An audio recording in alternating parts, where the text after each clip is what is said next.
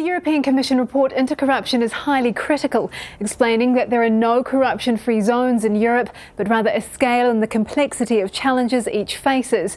In a survey of Europeans themselves, more than 3/4 of people across member states said that corruption was widespread.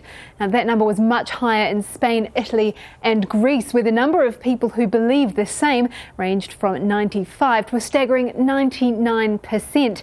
The European Commission says every country in the EU can do more.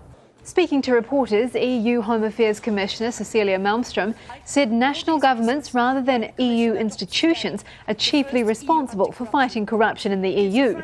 She says the 2008 financial crisis pushed governments to put anti-corruption legislation in place, but that implementation is lacking.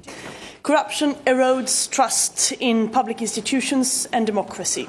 It undermines our internal market, it hampers foreign investment, it costs taxpayers millions, and in many cases it's also a tool for organised crime networks to wash their money. The report highlights public procurement, that's when public bodies buy goods or services, as being particularly vulnerable to corruption, and says the financing of political parties should be better regulated.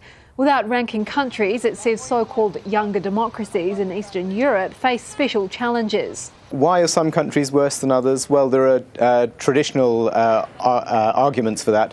One is the state of development of the economy. Another is that countries that have strong state institutions tend to perform better on corruption surveys and corruption indices.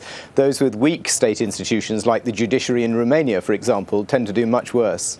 Denmark stands out as an example where the perception of corruption is much lower than the EU average. Just 20% of the population believe it's widespread there.